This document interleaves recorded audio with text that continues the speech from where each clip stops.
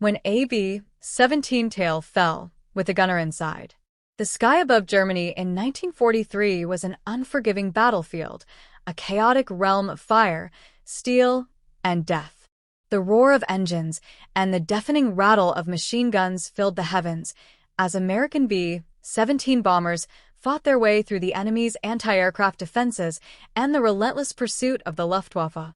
Sergeant Jack Walker, a 22-year-old tail gunner, had spent months in the belly of the beast, strapped into the cramped, rotating turret at the rear of his flying fortress, Iron Justice.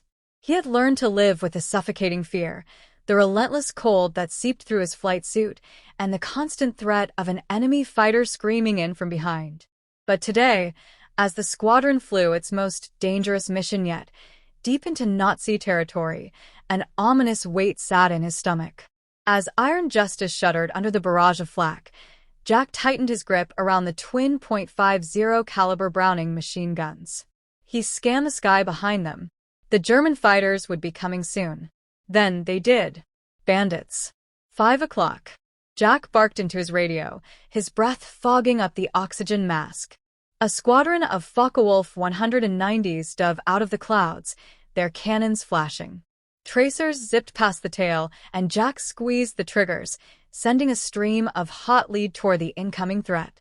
One of the German planes exploded into flames, spiraling out of control, but the others pressed on. Iron Justice shook violently as bullets and shrapnel tore into her fuselage.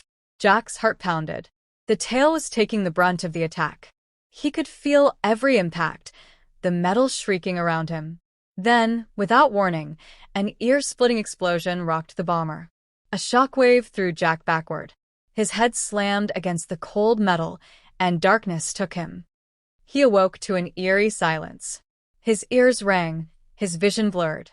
He tried to move, but something was wrong. The tight space of his turret was different.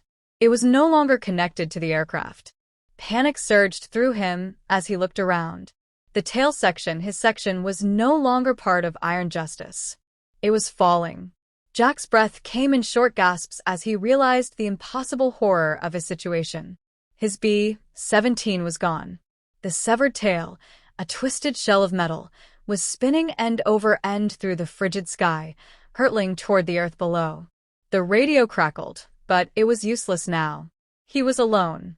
The shattered remnants of the bomber grew distant above him, and the last thing he saw of Iron Justice was the explosion that tore through her midsection, sending the rest of the plane into a fireball of debris. Jack braced himself, instinct screaming at him to move, to act, to do something. His parachute. His fingers clawed at his harness. The chute was still strapped to his back. A flicker of hope ignited in his chest. If he could get free of the tail section, he might have a chance. But the wreckage was spinning too fast, pinning him down with centrifugal force. Jack gritted his teeth. He had to stop the rotation. He looked around, spotting a gaping hole where the fuselage had been ripped apart. With a deep breath, he pulled his knife from his boot and used it to cut away the remaining straps keeping him in place. The moment they were loose, he forced himself toward the opening.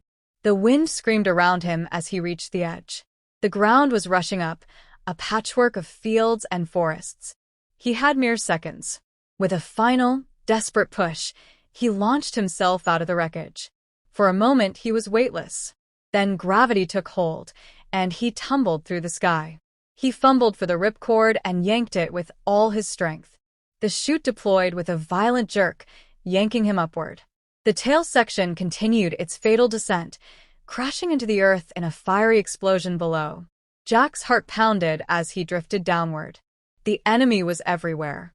If he landed in the wrong place, capture, or worse, was inevitable.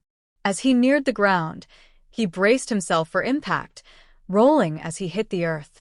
He scrambled to his feet, unfastening his parachute and sprinting for cover in a dense thicket of trees. His breath came in ragged gasps as he pressed himself against the base of an oak tree. The wreckage of his tail section burned in the distance, and the distant hum of approaching vehicles sent a chill through him. The Germans were coming. Jack's mind raced. He had no weapon, no radio, and no idea where he was. But he was alive. And as long as he was breathing, he still had a chance. With the enemy closing in, Jack steeled himself.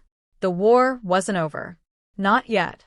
Here's the suspenseful and thrilling story you requested. Let me know if you'd like any tweaks or additions.